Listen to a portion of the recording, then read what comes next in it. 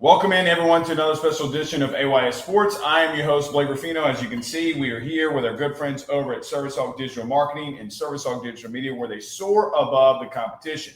If you need expert marketing, HVAC, electrical pro, generator pro, get over to Service Hawk Digital Marketing today by going over to servicehawk.io and filling out the questionnaire in their website. Also, you can just reach out to us. We will 1,000% give you the links and the phone and the contacts to our good friends Justin and Lee over here at Service Hawk Digital Marketing, where they do soar above the competition. Guys, as you can, well, I don't know if you can see, but right here, all these awards that Justin and Lee are racking up is because they are experts in the marketing game. You own a business, you run a business, you need to get over to Service Hawk Digital Marketing today so they can assist you with all of your marketing needs. Today, as we are here, 2 weeks ago, we came here and we talked about that we are going to do some question and answers from you, the general fan, to what you want to see or what your biggest questions are when it comes to LSU in the week of the game that they have. So every Thursday, I've been asking you a question in the beginning on social media, whether it be Twitter, Facebook, whatever. Hey, what are some of the questions that you have going into the game? Today, we're going to answer 6 questions from people who brought some things in. At random, we just pulled them. No real order of conversation of what we're going to talk about. But there are 6 questions. We're going to read off your name. We're going to tell you the question. We're going to read the question. And we're going to discuss the question. I think that this is a good segment just in the sense of that you and I get to discuss some concerns, some questions, maybe even some positive things that you see that you want to see LSU to continue to do.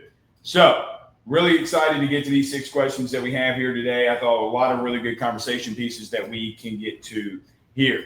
Before we get rolling too as well, do us a favor if you haven't done so already. Hit the like and subscribe down below if you're on YouTube. Hit that like and share and follow if you're on Facebook, wherever you listen to podcasts, rate, review, and subscribe. We greatly appreciate y'all doing that. All right, question number 1 comes from Jacob Colombo on Twitter. He said, Blake, in the past 2 games, we haven't really faced a really good rushing attack. What do you think the front 7 is going to do against Florida? I think it's a very interesting question by Jacob when he brings up, like, hey, we haven't faced a good running attack in 2 weeks. You faced off against Clemson. You faced off against Louisiana Tech, who offensively in the run game wasn't stellar. What I think is interesting is LSU the first 2 weeks has given up 31 yards versus Clemson, and they gave up 58 rushing yards against Louisiana Tech. They're averaging only giving up 44.5 yards per game on the ground.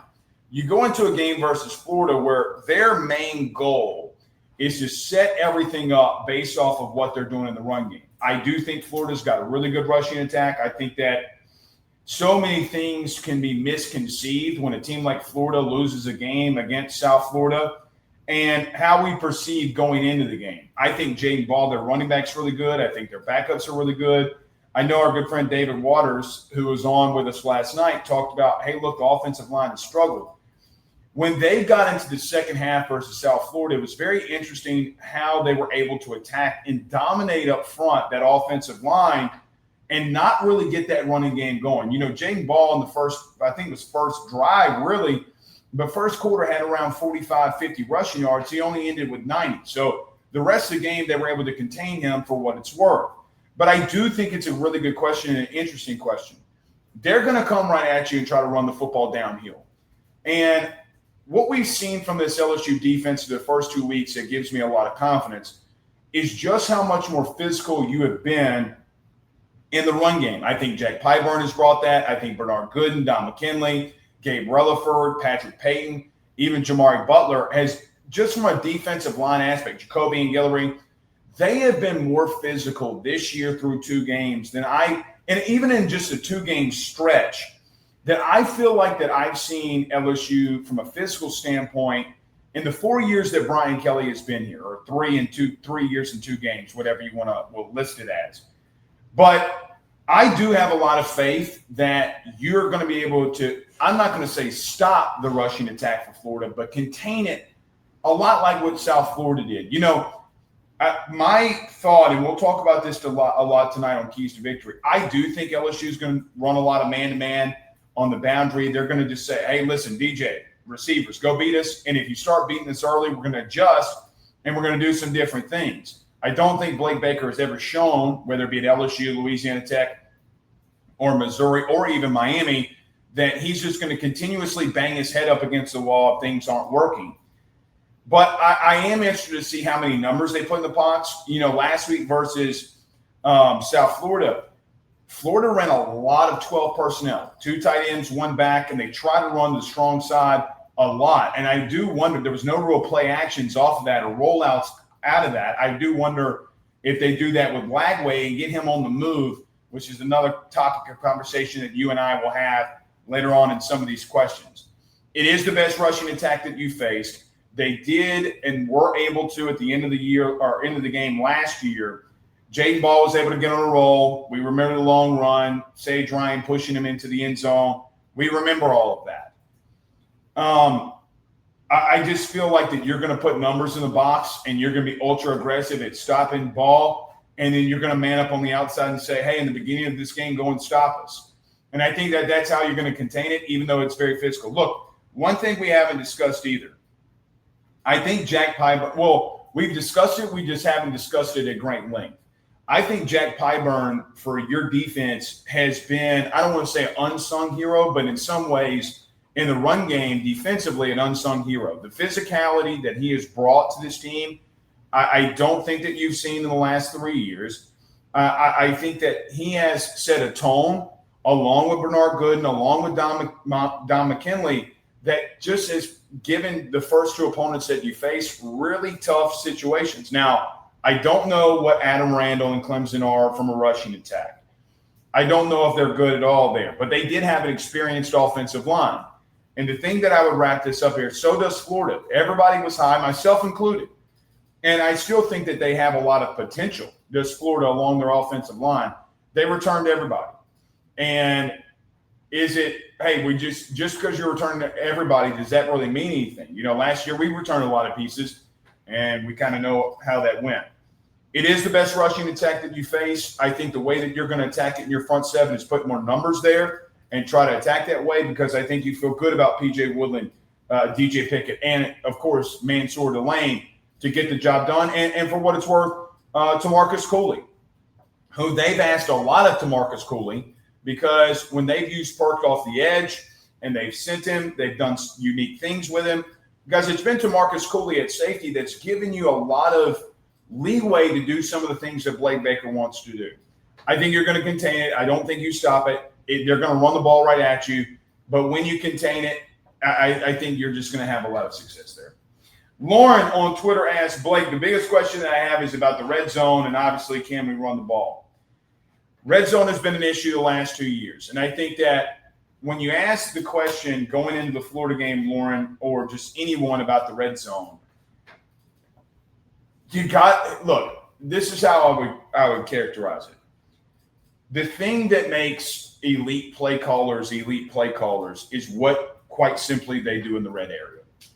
And the issues that we had a season ago have started to matriculate into this season. I can't even say that word right, but they have. Guys, I used to say this ad nauseum, and I'll use this again. Yards mean absolutely nothing if you can't get points. Brian Kelly said on Monday that he wishes he would have waited to talk about this on the postgame and given himself a couple of days. But I look at a situation when I see Brian Kelly and some of my concerns in the red zone, he's expressing literally after the game. He's expressing it on Monday. Guys, you've been moderately good in between the 20s. The problem the last 2 years has been you have been bad in the red area. You've been bad in the red zone. So let's talk about that. Guys, if you can't run the ball, you're not going to have success in the red zone. And I think the biggest problem, even more than a play calling aspect, has been, and it's been play calling issues too, don't get me wrong. But I think from a play calling aspect, things get very difficult when you can't run the football down there. So let's talk about even this season, some of the scores that you've had.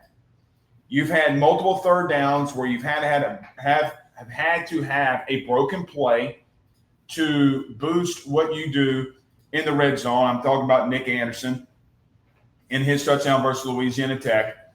I think of you having a penalty versus Clemson in the red zone or in the end zone, really, against Trades Green on a PI that got you down to the 2-yard line.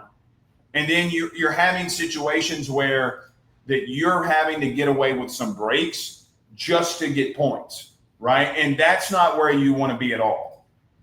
I don't think that you've been moderately good in play calling. I think that everybody kind of knows what you're doing going into it. You haven't done anything that's been worthwhile. Now that Trades Green is out, he has been your big red zone target. It's going to be interesting to see how and what they utilize in the red area. You just haven't been good there. I don't think, and going to a play calling aspect, I think two things can be true at once. Because of your lack of running game, you've had a massive issue of scoring points. And I don't know if that's all necessarily on Joe Sloan. What I think that Sloan has taken a big hit for that's not all on him is that your offensive line, when it's mattered most, has not been able to generate enough push to get the ball into the end zone.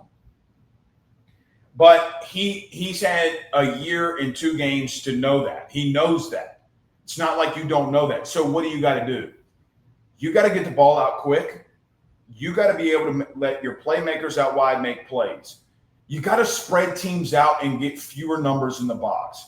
What has drove me absolutely insane is that we do principles and we do things schematically to where we're putting everything condensed into the box. And we're trying to out physical teams when we have not shown that we can be and do and utilize that and out physical teams. What's been the biggest complaint? The run game.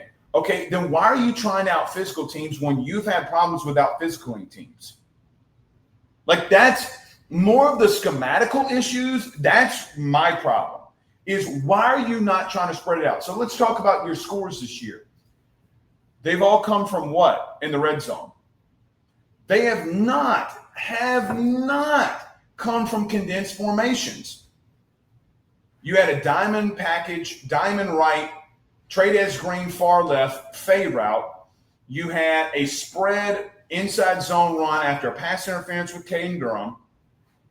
You had a situation where you had a broken play from a spread attack with Nick Anderson. Like, some of the things that you're doing does not make sense to me. You have had a problem trying to do something that is not your strength.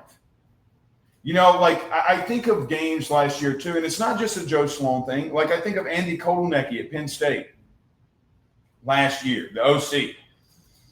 Guys, they lose to Ohio State because he ran the same play 4 times in a row.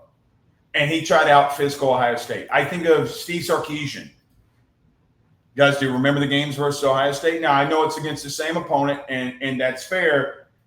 But if you can't out-physical a team, why are you trying?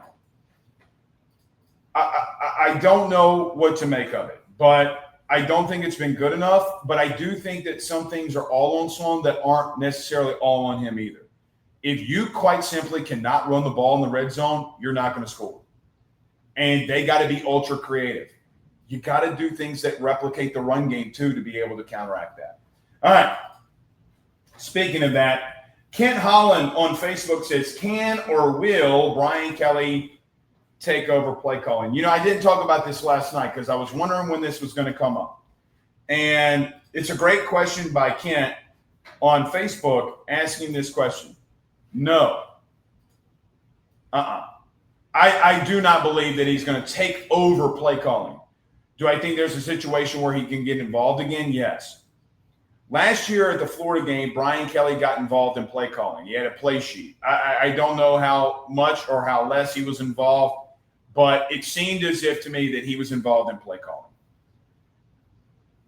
Going into the season, I said, my question was, can Brian Kelly walk back having to be involved with Joe Sloan in play calling after getting involved last season? My answer was no. Yesterday, LSU released a video when they do this like docu-series on LSU Plus, where Brian Kelly at the end of Louisiana Tech is talking to his team. And he threw himself. And I suggest all of you go look at this just to give you an idea of what the video was. Brian Kelly, talking to the team after the Louisiana Tech game, states that he talked about himself and himself needed to be better as coaches or as a coach. But he literally tells his team that he just lit into the asses of his coaches about how bad the performance was against Louisiana Tech. This was not acceptable. And what he really means is it's not acceptable from an offensive side of things. Guys, you dominated the first 2 weeks defensively. Dominated. I think hearing Brian Kelly says, I just lit into the asses of the coaching staff because it wasn't good enough and they weren't prepared. He tells his team it simply is not going to happen again. He was pissed. After that was released yesterday, I sent a text message to a couple of people around the building. And I do think that Brian Kelly will have more of a say of what's going on. I think he's had more of a say, ironically, without even having a play sheet, about what they're trying to do to have balance in the run game and some of the things that they've done offensively. I do think he's been ultra involved. But I think he's tried to give Joe Sloan the opportunity to redeem some situations. I wonder how involved this week Alex Atkins gets, the tight ends coach, the former OC at Florida State. And I do wonder how things look this week. At this exact moment, Kent, no. I do not think Brian Kelly takes over play calling. Will he have to? I don't know. I simply do not know. But I do think that you're at a crossroads right now. The crossroads is simple, regardless of what you want to blame it on. If you want to blame it on the offensive line, you want to blame it on Brad Davis, you want to blame it on Garrett Nussmeier, you want to blame whoever you want to blame, it doesn't matter. But there is a conundrum when it comes to play calling in the quarterback position. You're not recruiting that position from a high school level right now. You don't have a quarterback committed. You tried to flip a quarterback last week, and as it seems on the surface as of right now, anything can change in recruiting. As of right now, you fell on your face. Last year, in the first 2 weeks, from a play calling standpoint, it hasn't been to the expectations that we needed to be. So, do I think he gets involved in play calling? No. But I think Brian Kelly, based off of what we saw last week, or what we saw this week about what he said to his coaching staff last week, he's starting to get really fed up. So it will be interesting to see what happens. I don't think you're recruiting good. I mean, guys, you have Pop Houston, the quarterback in North Louisiana, 2027 class. You have Elijah Haven, the 2027 class. And as of right now, it's projecting that those guys are going somewhere else. And I know that you have Garrett's younger brother that is in this mix and may very well commit to LSU.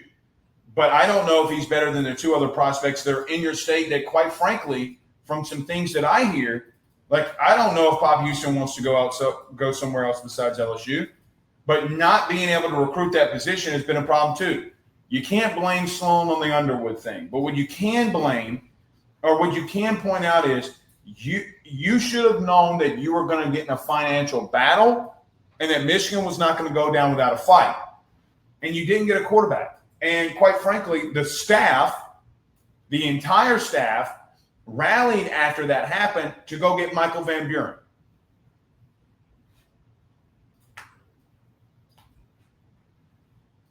I mean, what does that tell you? You get what I'm saying here? Like,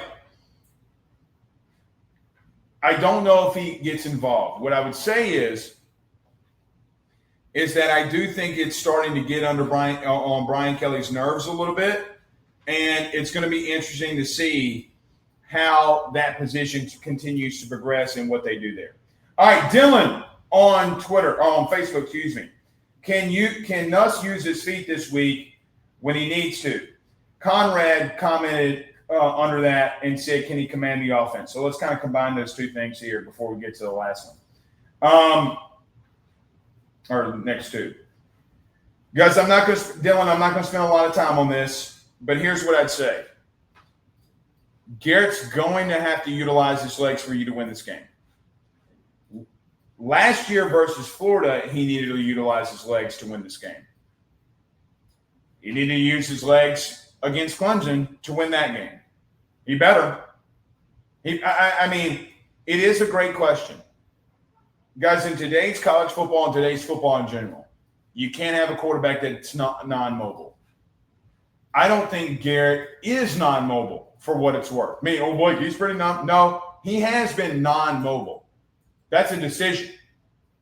I think Garrett is athletic enough to be able to utilize his feet to pick up first downs. I don't like some of the sacks that he took against Louisiana Tech. Again, offensive line. Again, is it on him? I don't really care. But there were some sacks there was a sack that he took, 2 sacks he took against Louisiana Tech where he's curling up before the hit happens. I don't necessarily mind that, but I would rather you try to be aggressive and get out of those situations and go pick up yardage. There's a couple of things that we talk about with Garrett that I think he still needs to get better at. There's a time and place in a critical game where you don't need to throw the football and turn it over and just take the sack. Kind of like what he did against Clemson in week 1. I thought he was going to make a bad throw. He didn't. He ate it, and he took a sack. No harm, no foul. Against Louisiana Tech, when he's going one-on-one against a defender, and those defenders bring him down, one of the sacks, he just got hit by his offensive lineman, and then he's trying to roll left, and he just kind of stumbles and falls. But the other one, he's kind of crumbling up and not wanting to take a hit. You got to be able to make plays with your legs. You just have to. I remember episodes in 2022 where a lot of you hated me, and I mean this, hated me about some of the questions that I brought up with Jaden Daniels. Guys, Jaden Daniels' biggest weapon, and is still today his biggest weapon, is that he is elite at knowing when to get out of that pocket and run and get yardage. He's elite at it. It is a big deal in reference, and we're not asking Gary to be that, but the decision-making to just go get positive yardage. You don't have to be Garrett. I mean, you don't have to be Jaden. You don't have to be Lamar Jackson. You don't even have to be Josh Allen or just be Joe Burrow, right? And I'm not even saying be that special of an athlete. What I'm saying is be able to use your athleticism to get out of situations. He's gonna have to run the football this week to be able for you to win this game. All right, a couple more. Kel on Twitter says, Blake, is this the week Nick Anderson has a breakout game now that Trey Green is likely out? I hope so. Look, I'm not going to spend a lot of time on this. I do think that I don't agree with Xavier Thomas being an X wide receiver. I still think he should play. I think what a lot of you have heard is me saying I don't like Xavier at X, and what you're hearing is Blake Ruffino thinks Xavier Thomas shouldn't play. It's not what I said. I don't think he's a boundary wide receiver. I don't. He's 5'8", 5'7.5". He's not a boundary receiver. Guys, you have 2 guys that are under 5'9" at wide receiver right now. And when you get in the red zone, you need big bodies. I'm really interested to see how they utilize Nick Anderson this week. I'm interested to see if they utilize Chris Hilton at all this week.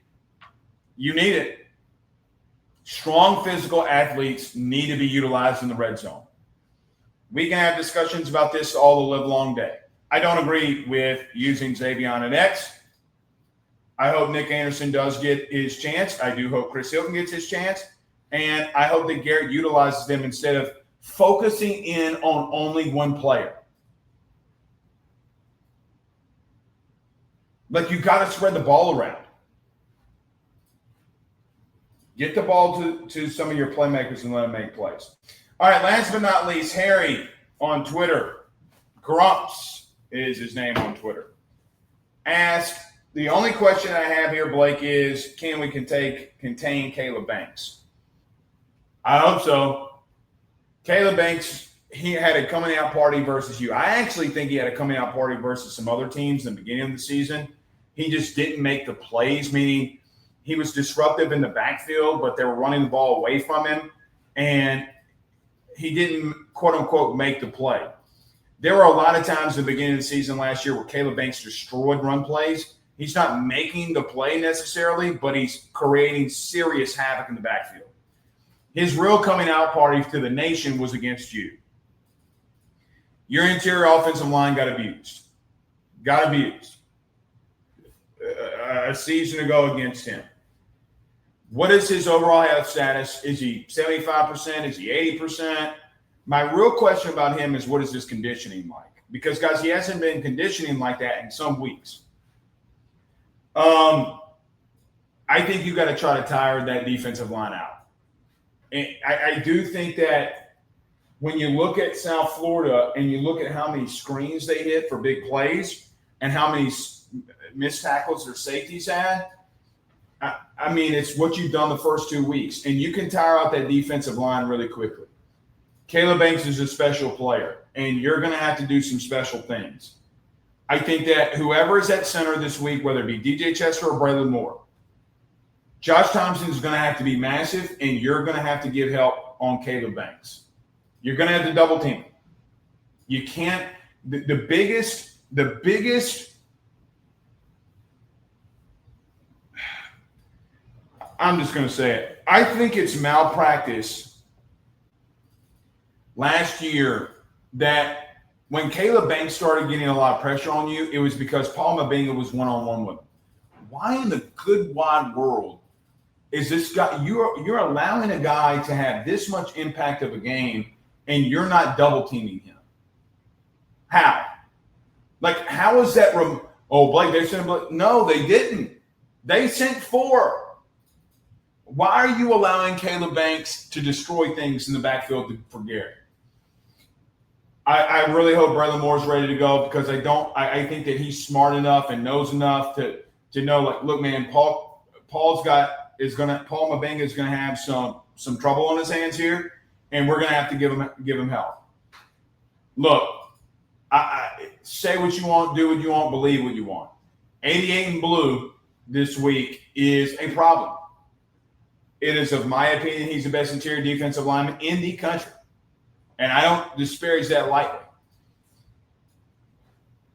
Because you got to have a game plan against him. I'm interested to see how you get this rushing attack going. You know, you ran away from him a lot last year, and it worked for you. Then, idiotically, you started running right at him, and he killed you. What is his real health status? What is his conditioning?